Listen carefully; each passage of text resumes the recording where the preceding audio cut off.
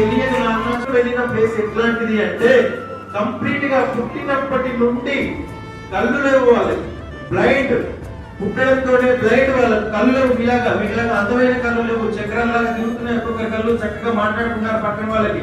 పాపం వాళ్ళకు పక్కన ఉన్న వాళ్ళు ఎవరో కూడా తెలియని పరిస్థితి.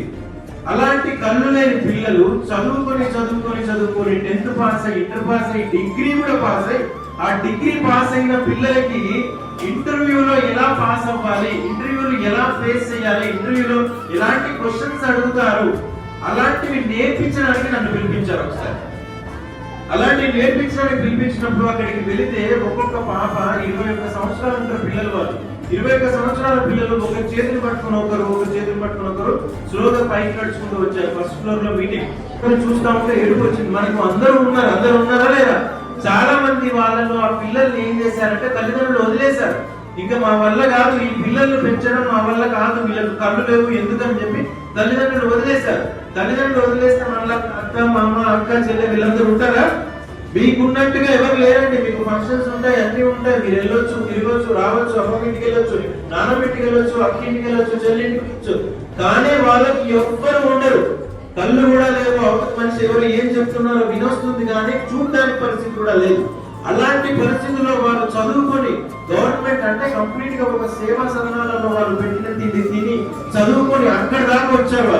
వాళ్ళకి ఎప్పుడైతే నేను ఇంటర్వ్యూలో అడిగే క్వశ్చన్స్ చెప్పాలని బయట నేను చెప్పడానికి స్టార్ట్ చేయాలో నాకు కొంచెం గుండె బరువెక్కినట్టు అయింది.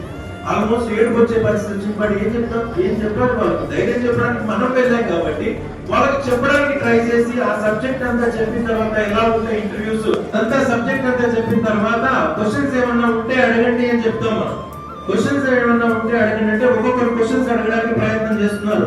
డిఫరెంట్ క్వశ్చన్స్, డిఫరెంట్ పిల్లలు కంప్లీట్ గా కళ్ళు లేని బాయ్స్, గర్ల్స్. ఎన్ని సంవత్సరాల పిల్లలు వాళ్ళు? 21 సంవత్సరాలు డిగ్రీ కంప్లీట్ అయిపోయిన పరిస్థితులు, ఛాలెంజింగ్ పరిస్థితుల్లో ఎదిగిన పిల్లలు క్లాస్ వింటున్నారు. నేను చెప్తున్నాను. చెప్పిన తర్వాత వాళ్ళు అడిగిన క్వశ్చన్స్ ఒక్కొక్కటి అడుగుతా ఉంటే వాటికి ఆన్సర్ చెప్పిన తర్వాత చివరి పాప అడిగిన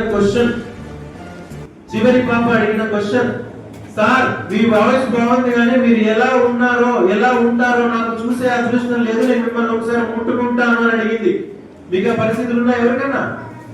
ఎంత చక్కగా ఉన్నారు మీరు, చక్కగా అర్థం చేయకుండా ఉన్న వసతులతో ఏదైతే మీరు చదువులు చెప్తున్నారో చక్కగా చదువుకొని ఎక్కడికైనా ఎదగొచ్చు.